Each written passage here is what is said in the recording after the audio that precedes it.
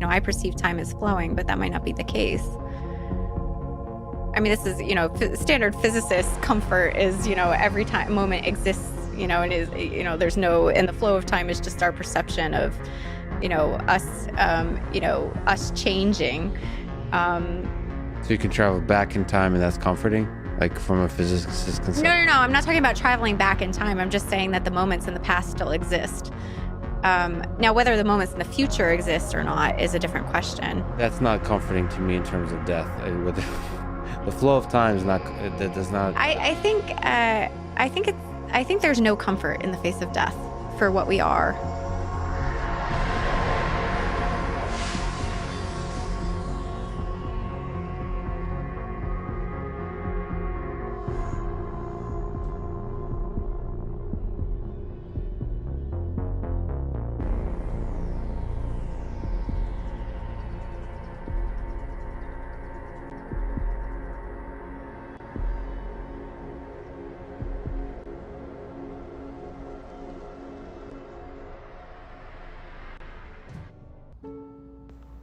Welcome back to Old Hollywood Briar. Joe Lankford had one good arm and was missing part of his leg. When he and I used to speak on the phone, I told him there was a show called Full Metal Alchemist about a kid who had lost his arm and leg trying to resurrect his dead mother.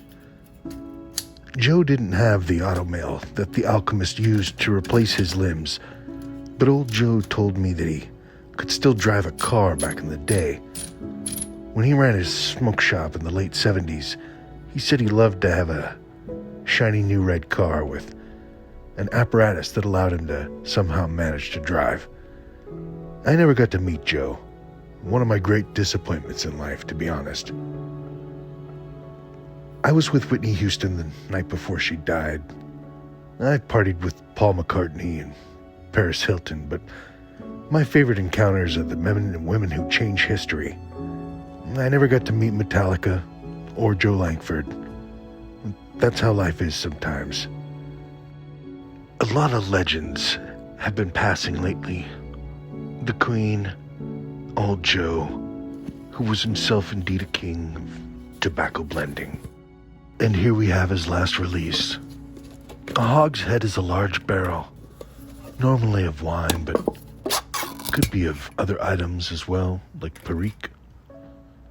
To most, it's an indication of plenty, or good stores of food and supply. I can already tell I'm going to like it by the oily richness in the leaf of this plug. This is perfectly prepared tobacco, made in America by some of the sweetest people down south. Jim Inc. says that the 10-year-old African and Brazilian orange and red Virginias are the lead components, that there's a little lightly cased American bright Virginia in the mix as well. All of them combine to create a lot of tart and tangy, tingly citrus bread, earth, and then Jim goes off on his, appellation. Jim always uses a flurry of words to describe a blend. Most people love the way he writes, and that's why Jim Inks is such a legend himself. A cartoon artist, Jim belongs here in Hollywood, but he's an East Coast guy, a Mickey Spillane type. He was friends with Mickey. What Jim's doing when he uses words like wood, grass, vegetation, a moderate amount of tangy dark fruit, he's drawing a picture, but with words instead of a pen. These are the tastes and flavors that are dancing on his palate, but remember, they're not actually dancing. That's just a metaphor. They are metaphors for what the blend will taste like when smoked. And what is a metaphor? Some would say that a metaphor is a figure of speech that describes an object or an action in a way that isn't literally true, but helps explain an idea or make a comparison. And this pulls apart nicely. They call it a plug, but I guess more of a crumble cake, really. I've been working on bringing this old typewriter back to life. I'm just gonna take a break here and enjoy Joe's last blend. And break this up here. A lot of you know that I collect these brass ashtrays. They're real works of art cast in France, I believe sometime around the First World War. Most of them, anyway. As I break this up here, pipe smokers are intimately familiar with metaphors because so many of you are writers yourself on blogs, and the way you describe your favorite blends.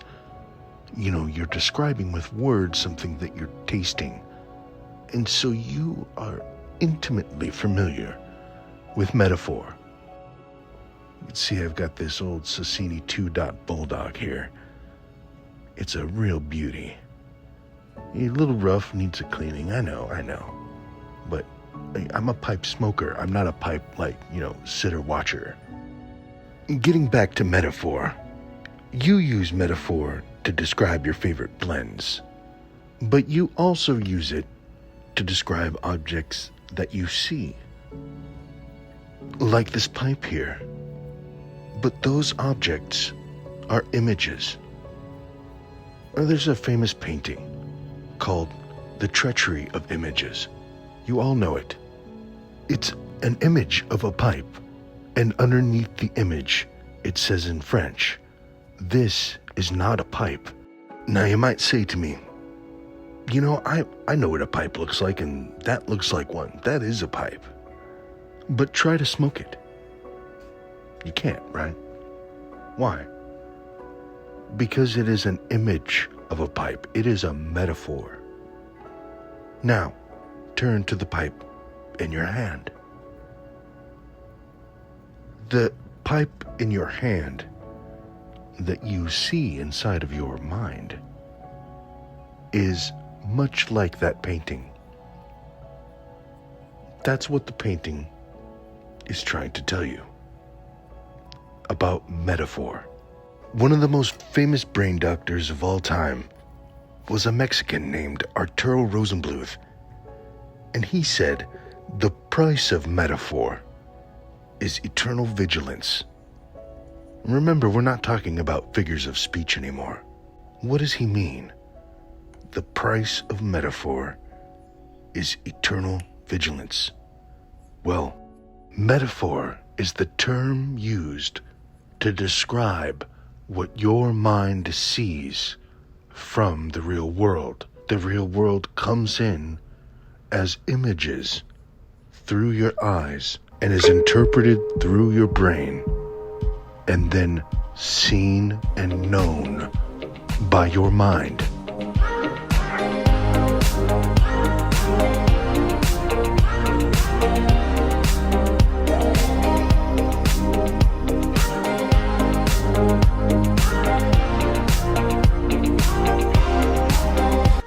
The fact that it's rendered, like, is there interesting quirks? You know, Nietzsche with his, if you gaze long into the abyss gazes into you. How's this theories, these ideas change you as a person? It's been very, very difficult. This stuff is not just abstract theory building because it's about us. Sometimes I realize that there's this big division of me. My mind is doing all this science and coming up with these conclusions, and the rest of me is not integrating. It's just like, I don't believe it. I just don't believe this. I mean, it seems. So as I start to take it seriously, I get scared myself. It's like, but it's very much. Then I read these spiritual traditions and realize they're saying very, very similar things. It's like there is a lot of convergence. So for me, I have the first time I thought it might be possible that we're not seeing the truth was in 1986. It was from some mathematics we were doing. And when that hit me, it hit me like a ton of bricks. I had to sit down. It was scary. It was really a shock to the system. That it's not consciousness that has to be explained.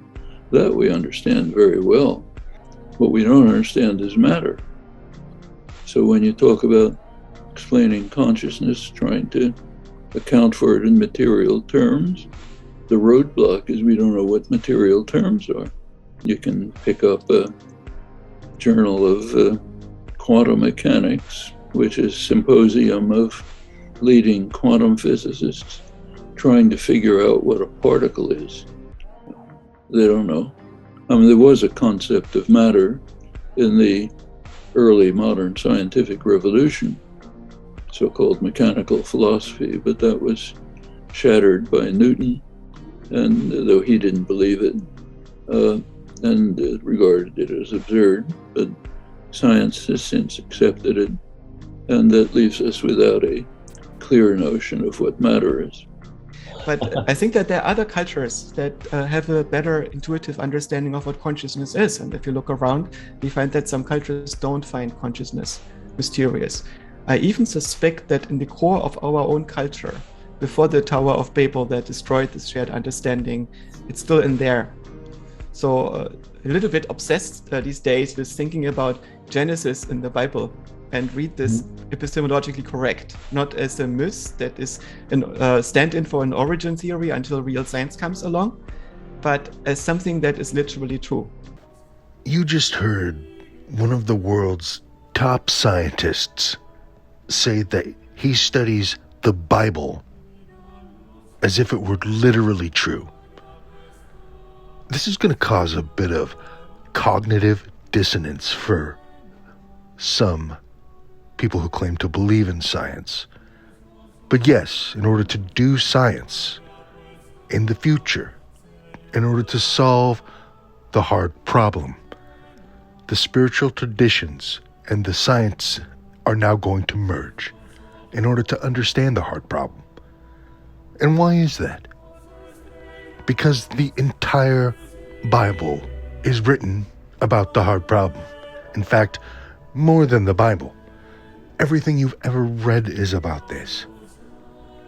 We're all pipe smokers here, so I know I'm speaking to an audience of big brains.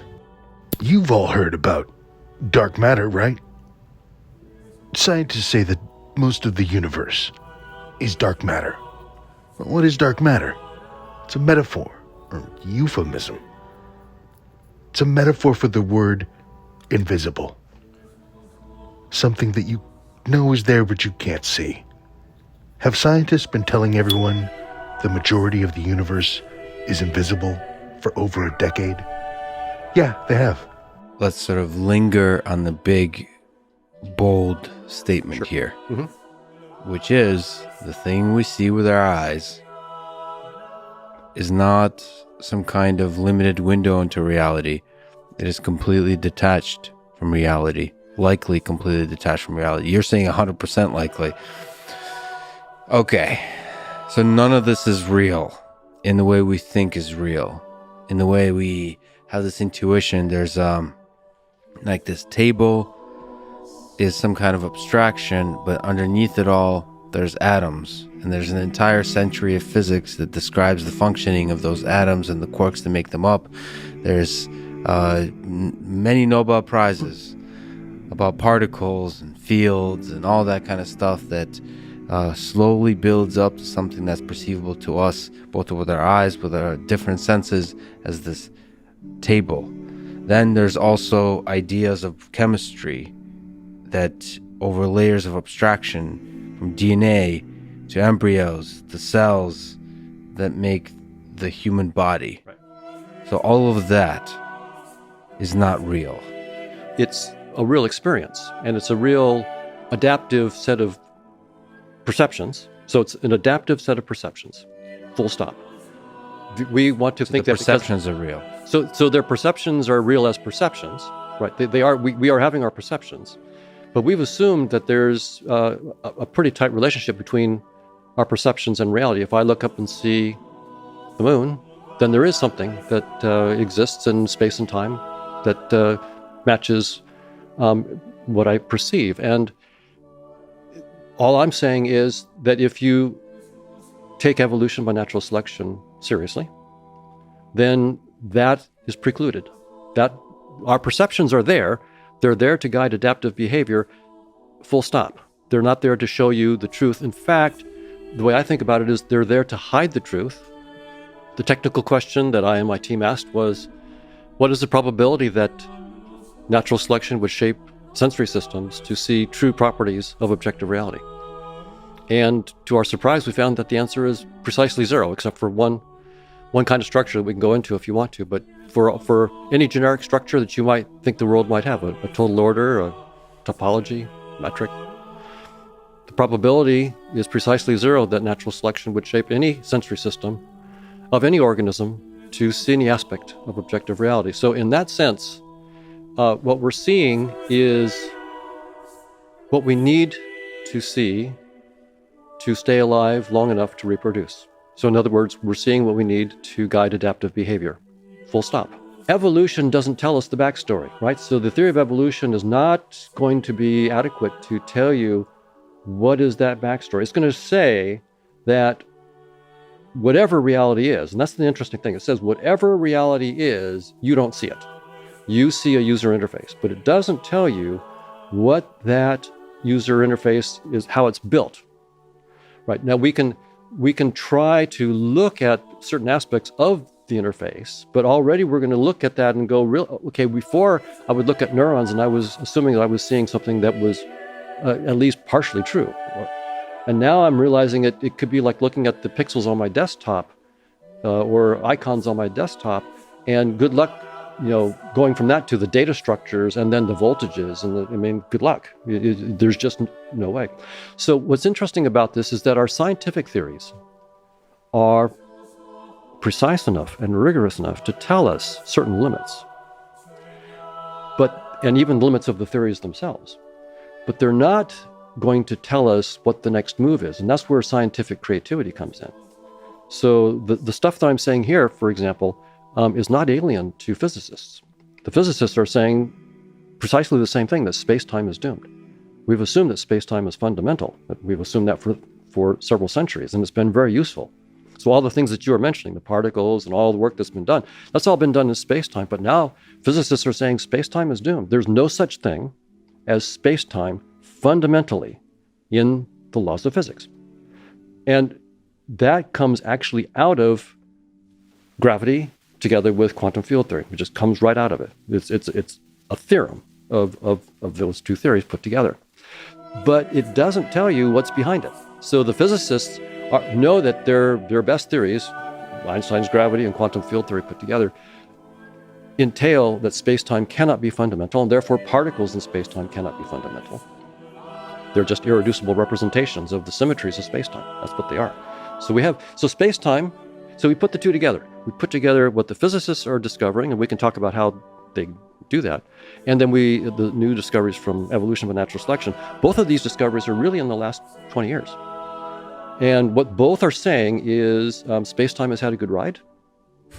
It's been very useful. Reductionism has been useful, but it's over. And it's time for us to go beyond. When you say space-time is doomed, is it the space? Is it the time? Is it the very hard-coded specification of 4 dimensions? Or are you specifically referring to the kind of perceptual domain that humans operate in, which is space-time? You think like there's a 3D, our world is 3-dimensional and time progresses forward, therefore 3 dimensions plus 1, 4D.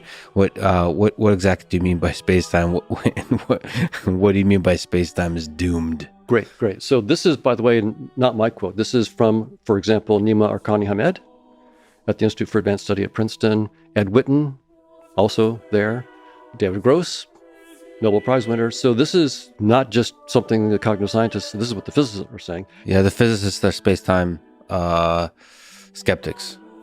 Yeah, they're saying that, and I can say exactly why they think it's doomed, but what they're saying is that, because your question was, what aspect of space-time, what are we talking about here? It's both space and time, their union into space-time as in Einstein's theory. That's doomed. Mm-hmm. And they're basically saying that even quantum theory, this is Nima Arkani-Hamed especially, so Hilbert spaces will not be fundamental either. So that the notion of Hilbert space, which is really critical to quantum field theory, quantum information theory, that's not going to figure in the fundamental new laws of physics. So what they're looking for is some new mathematical structures beyond space-time, beyond Einstein's four-dimensional space-time or supersymmetric version, geometric algebra signature 2,4 kind of. There are different ways that you can represent it. So what we're finding is there's this whole new world now beyond space-time that is making explicit symmetries that are true of the data that cannot be seen in space-time, and that is turning the computations from billions of terms to one or two or a handful of terms. So we're getting insights into symmetries, and all of a sudden the math is becoming simple because we're not doing something silly. We're not adding up all these loops in space-time. We're doing something far deeper. But they don't know what this world is about. So they're in an interesting position where we know that space-time is doomed, and I should probably tell you why it's doomed, what they're saying about why it's doomed. But they need a flashlight to look beyond space-time. What flashlight are we going to use to look into the dark beyond space-time? Because Einstein's theory and quantum theory can't tell us what's beyond them. All they can do is tell us that when you put us together, space-time is doomed at 10 to the minus 33 centimeters, 10 to the minus 43 seconds. Beyond that, space-time doesn't even make sense. It just has no operational definition.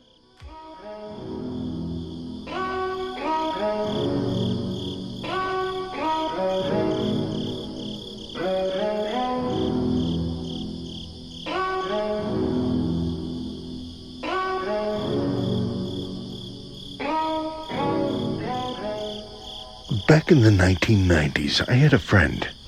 I would call him more of a mentor or teacher, but he called me his friend. He was a graduate of the Naval Academy and then joined the Air Force. He became a captain and a fighter ace, then went on to become chief of the Department of Guided Missiles at Lowry. We used to get together for dinner when he was in town, a small group of fellas. We'd share a meal and he would talk about the nature of the universe. It was in the 90s. He used to tell me, you can't cut space-time down to further than 10 to the minus 33 centimeters. He said what that meant was that there was a digital nature to reality. Professor Hoffman said that this knowledge was discovered 20 years ago. The concept itself is much older than that. So what does all of this mean? Well, for some it means that it's possible to believe that Joe Lankford is still alive, but not in the way you knew him. I like to picture old Joe out playing center field with shoeless Joe Jackson in the Field of Dreams, running through fresh-cut grass with two good legs as big as old tree trunks and a fast glove hand to snatch a ball from the edge and another good hand to throw it past the cutoff man and all the way home.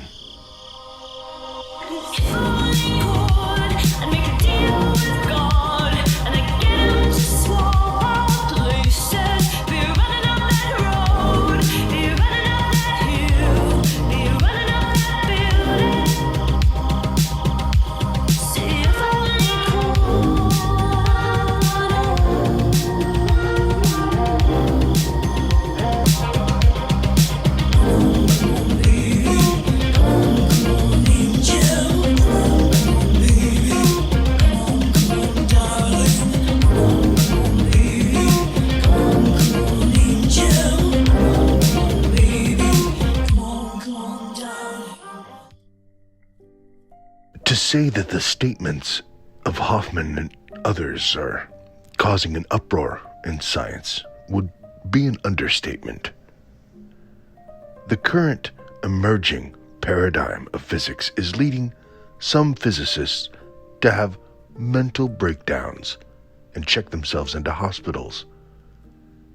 But I know that you'll be okay, because the top theoretical neuroscientist, an authority on brain imaging, is a fella named Dr. Karl Friston. And he says that the remedy for feeling overwhelmed by this topic is to smoke a pipe. How is it that you prevent yourself from getting into existential crises? If you want an honest answer, the other trick is to not use psychedelics, but you should try smoking. So smoking is smoking and cups of tea are great. Smoking ways what? Cigarettes. Or I actually smoke a pipe, but cigarettes will do in an emergency. So there are certain manipulations of neurotransmitters. It's the first time a doctor has recommended smoking. Yuval Harari says that the way you know something is real is whether or not it has the ability to suffer. In that sense, there is nothing more real than you and your suffering here. But not just your suffering, your laughter.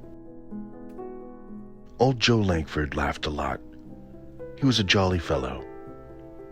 What a testament it is to be born lame and to make as much of yourself as Joe did. Hogshead, Joe's last blend here, is a powerhouse. He knocked it out of the park. If you're a lover of Peterson's 3P, this will be a go-to blend for you. Perfectly layered with Lankford's twist, with the addition of a little bit of orange and bright to even out the dark fruit and raisiny flavor of the red Virginias. It's a smooth but robust Virginia flavor. The addition of the aged Empire leaf brings in an earthiness that is characteristic of the leaf from that region. In my personal opinion, I would really score this as superior to Peterson's 3P in that it has a little bit more complexity. As the smoke fills up in thick columns, a September sun lingers in through an open crack of the curtain, illuminates the gossamer strands of burned tobacco and follows them up toward heaven and out toward that mowed down cornfield in the sky. Just look at the old boy go. All right, well, do you mind if I call you Joe? Is that okay, or would you rather be called Mr. Lankford? No, call me Joe. All right, Joe. Mr. Lankford, my dad. I hear that. Thank you, sir. Plum pudding is by far like the most revered blend. You know, everybody talks about, Dunhill blends and stuff like that, and everybody's got their favorite blend, but it seems like almost everybody loves plum pudding. Can you just tell me a little bit about the history of the blend and how you came up with it? I don't remember how I come up with it. Many years ago, Gabriel. Well, how many years was it? Oh, I don't know. Must have been 20 years now. Wow. We didn't get it out on the market or anything for a long time after I blended it. Mm-hmm. Originally. Mm-hmm. And Craig Carter taught me how to press them. And I bought a press and pressed it whenever I made my blends. Mm-hmm. Several of them, the plum pudding and the Mississippi River. Mm-hmm. I starting to think how long it's been, and what's transpired. I knew I wanted a Latakia blend, so that's basically what I did. Mm-hmm. And what I did when I started blending tobaccos is about every type of raw tobacco I could get from just about every company that would sell it to me. Mm-hmm. And I sat in the living room with my pipes and all that tobacco, and I smoked the bowl of each one of them just to see what nuances were in each tobacco. Yeah. And from there, I went on to, I think one of the first blend that I come up with that was a good one was the Mississippi River. And I had a dream at 2 o'clock in the morning and sat straight up in bed got up and come out here in the kitchen and got out a pad and pencil and wrote down a recipe. Went back to bed, slept the rest of the night. And I'd been throwing away most of my recipes prior to that. Of course, that's back when tobacco was reasonable. You said you've been throwing away most of your recipes? I'm sorry, I cut out right there. Yeah, I did. I threw away a lot of stuff. Oh. Probably 400 or 500 pounds of tobacco through the years. You know, I've been at it since about 1970. My wife and I owned a tobacco shop in Dodge City, Kansas in 1970 and 71. And I've kind of dabbled in blending and got off kind of on the wrong foot, I guess you'd say.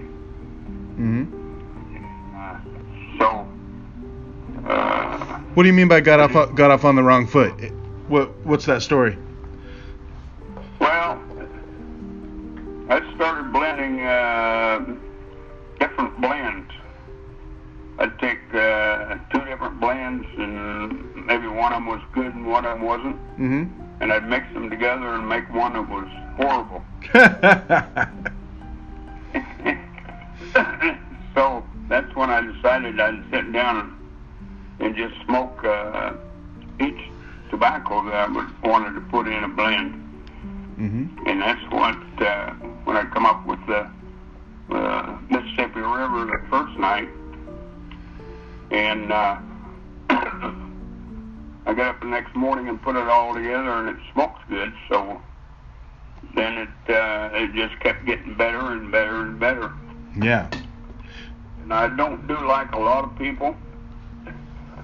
A lot of people will fiddle around with a blend for a long time trying to get it just right. I don't do that. I sit down with a pad and a pencil, and I write down what I want for the base tobacco and then what I want to put in each other tobacco for the blend itself. Right. Then it blends out, and about 97% of the time, I'm right smack on the nose. It's a smokable blend. So. Is that because you've done so much research in smoking all the individual leaves that you kind of really know them very well? That's correct, yes. Now, you know, when I spoke to Matt, he said that one of the things is like, you know, the way that you can blend tobaccos, just like the way that you just explained, you know, is kind of the way that Beethoven could play music even though he was deaf. You know what I mean? Like where you kind of have that really unique flavor palette, you know, that allows you to kind of really program those tobaccos exactly where they need to be. And I find it interesting that a lot of your blends that are very popular are flakes or pressed. Now, you talked about somebody gave you a press. Who did you say that was that taught you how to press tobaccos? Well, he didn't give me the press. I ended up buying the press. Oh, okay. It was a bearing press for an automobile.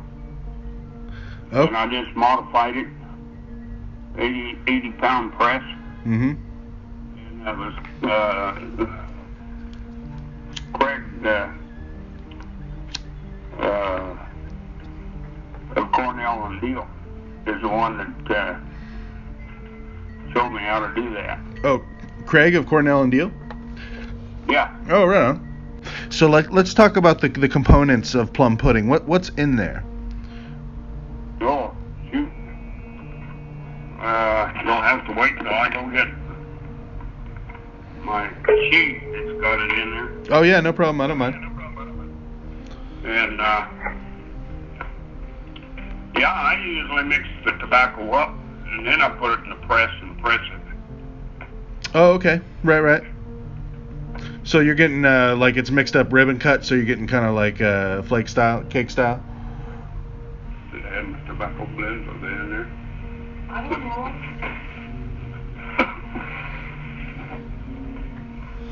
They were sitting here.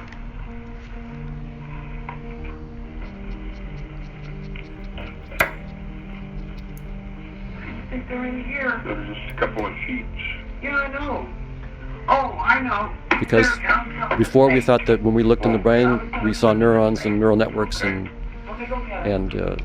action potentials and synapses and so forth, and that was it. That was the reality. Now we have to reverse engineer that. We have to say, what is beyond space-time? What is going on? What is a dynamical system beyond space-time? That when we project it into Einstein's space-time, gives us things that look like neurons and neural networks and synapses. We thought neurons exist when they are perceived, and they don't. Okay, it's Cyprian and Latakia. Mm-hmm. And then it's got some blended Turkish ribbon Okay. and some red Virginia.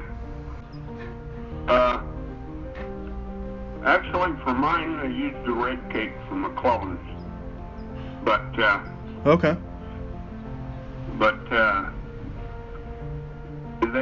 they use just red Virginia. Gotcha. I'm not sure in it, but it's an upgraded Virginia. Gotcha. And some Perique. Ooh. A touch of Perique. Oh, yeah. And a touch of Black Stove Virginia. And some plain black Cavendish. That's I like to the way that Jeremy talks about the way that he uses like Cavendish and stuff and stove stuff's about like the way that somebody uses a roux when they're cooking a gumbo or something, you know what I mean? How it spreads the flavor across your tongue really well. Exactly.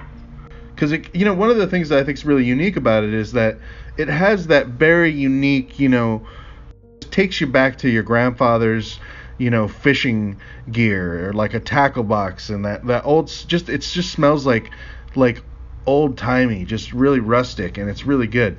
Do you put any kind of sauce in there that's kind of giving it a little bit more of that floral feel, or is it just those tobacco components? No, just the tobaccos.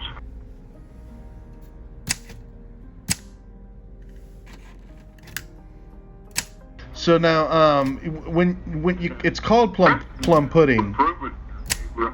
What's that? Pressing improves it quite a bit. Oh, the flavors meld together from the press? Yes. So now, you call it plum pudding. Is it called plum pudding because of the fact that it looks like plum pudding? Oh, no. That's an interesting story. Oh, yeah. Tell me that story.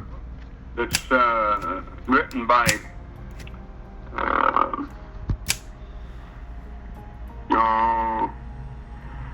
what's his name? It's a tobacco book that I've had it for years, and I've read it 2 or 3 times. Just trying to think of the guy's name. It's a pretty common name in the tobacco business. Anyway, he said that the English always referred to Latakia as having a plum pudding taste. Oh. And so because it's mostly Latakia, then I just called it plum pudding. It's one of my go-to tobaccos. Really? The special reserve is? My main tobacco, nobody knows what it is except me. Oh, what is it? I'm one of them. I like my own thing, Yeah. Do you just blend like a special thing yourself, or is it one of your own blends? No, it's one that I blended myself, and I pressed it, put it in a baggie, and I blended, I think it's about 6 or 7 pounds of it. Really? And that So I've been it's on that. and it's not like have you named it or anything yet, or No. No kidding. So this is a special, basically it's a secret blend that you're smoking that you haven't even named. That's your go-to blend right now. Right. Oh man, that's super interesting, Joe. I think people are going to hear that. They're going to be very excited because is this something that you might, consider developing into an actual named blend that might be sold? I don't know at this point in time. Mm-hmm. but we'll see. Yeah. I'll have to talk to Matt about it. He's supposed to be coming over one of these days. Gotcha.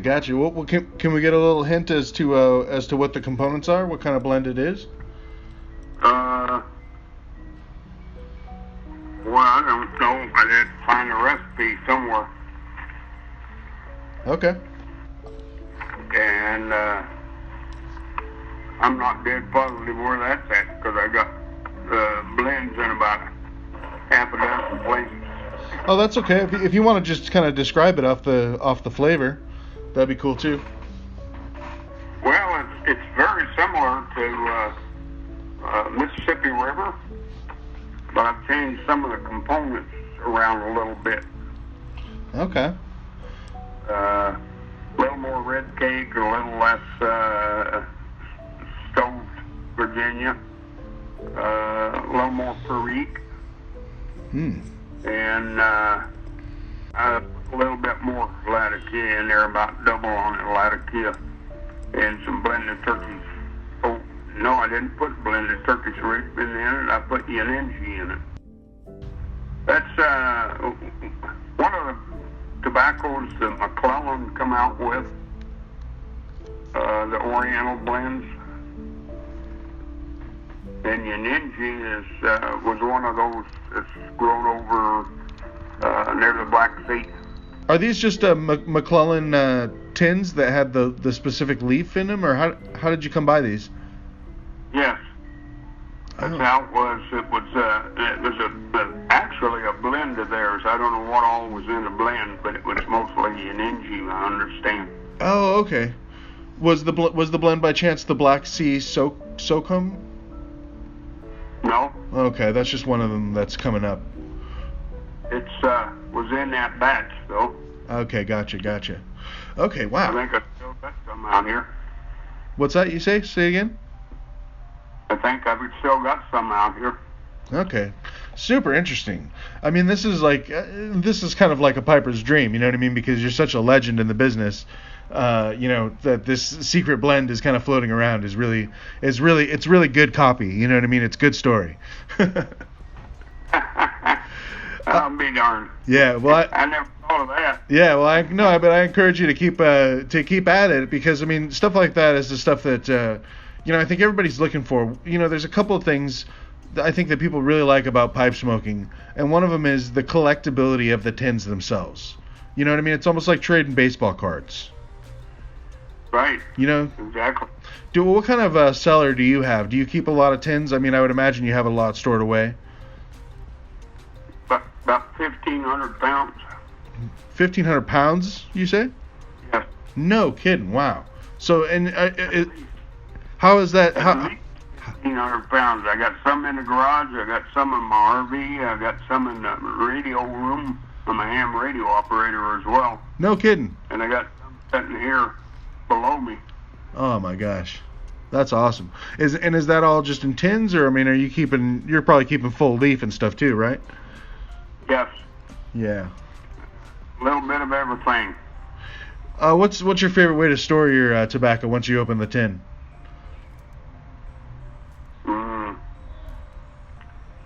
I don't know. Yeah, like do you use a ball jar or something, or do you just, once you open a tin, do you just kind of smoke through it, or? I have used the ball jars and stuff. Usually I'll smoke through it before I put it in anything else. Usually when I open a tin, I'll smoke the whole thing. Yeah, me too. How many bowls do you smoke a day? Well, here lately, because of my heart trouble, I only smoke 3 or 4. I used to smoke about 10 or 12. Oh yeah. Well, I'm glad that you still get to enjoy some of your good tobaccos there. Okay, well that sounds great. You've been doing. I just would like to get, if there's any kind of historical knowledge that you have, just thinking back to the old days about pipes or blending, in your history. Is there any kind of old knowledge that you could pass on that would just be some good information that you've garnered? Any good stories or tidbits that you can think of from back in the day? I was probably in my mid-30s when I sat down with all the different tobaccos and smoked each one of them. Mm-hmm. I couldn't even feel my tongue anymore. Pretty harsh by themselves, but once you blend them with something, they turn out pretty nice. Absolutely. There've been 2 or 3 blends I've made for Cornell and Deal. Oh yeah, which ones are those? Bayou Night. Oh, nice. And That's a good one. Yeah, that one's 50% Barrique. Ooh, yeah. and then let's see, what was the other one? It's a Latakia blend. One of those like pirate cake kind of ones. No, it wasn't Pirate's cake.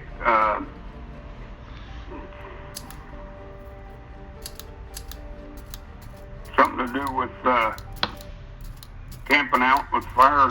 Oh yeah, camp, mountain camp, probably. Mountain camp, that's it. Yeah. I just saw that reviewed the other day. They said it was really good. I gotta try that. What? Okay, what I did with that Yeah.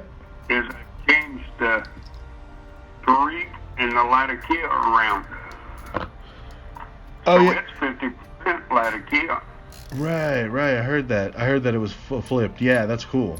I love Latakia, man. Is Latakia your favorite tobacco too? It's one of them, yes sir, absolutely. Nice. What's your favorite pipe? 8 out of 10 bowls I'll smoke Latakia. Absolutely. Who's your favorite pipe maker? Yaskanovich? He's from Copenhagen, over near Copenhagen, Denmark. Oh, He's nice. in Denmark, Yeah. and he's one of the premier pipe makers. He was one of the only people that Sixton Iverson would allow to work in his shop. Oh, really? And he only sells to a couple of places. I'm not sure if he's selling into China anymore, but he sells to some friends of his, and his wife just passed away a few years ago. Oh. She was a wonderful person, Oh. and so was he. Anyway, the Wagners in Zurich, Switzerland, Yeah. Tobacco Ladell, I don't know if I'm pronouncing it correctly, and he made them for uptowns for a while, and I think now he's making them for smoking pipes. And he makes mostly straight grains, Nice. and I love his bamboo pipes. Oh yeah, these are beautiful. What's your favorite kind of shape that you like of these? Billiard, Nice. although I've got a collection of blowfish, the kind that Lars Iverson called a blowfish, not the ones that are flat on the sides. Right. Yaskanovich calls those a cross grain. Okay. Yeah, I can see one of his blowfishes here. It's kind of like bowed on the side. Wow. Super beautiful. All right, Joe. Well, I think I got all I need for the interview. Thank you for your time. I really appreciate this walk down the history of your blends. Well, okay. Sounds good, Gabriel. Yeah, and I'll send you the video when it's done so that you can take a look at it. Okay, sounds great. All right, and if If you I'm... need anything else, just feel free. Thank you, sir. If I'm ever up in your area, can I give you a call and maybe come by and try that secret blend you got? Certainly. All If there's any other All right, well, if I ever make it up that way, I definitely will. Thanks for your time, Joe. Okay, thanks, Gabriel. Yeah, you have a great day. Okay, you too. Bye-bye.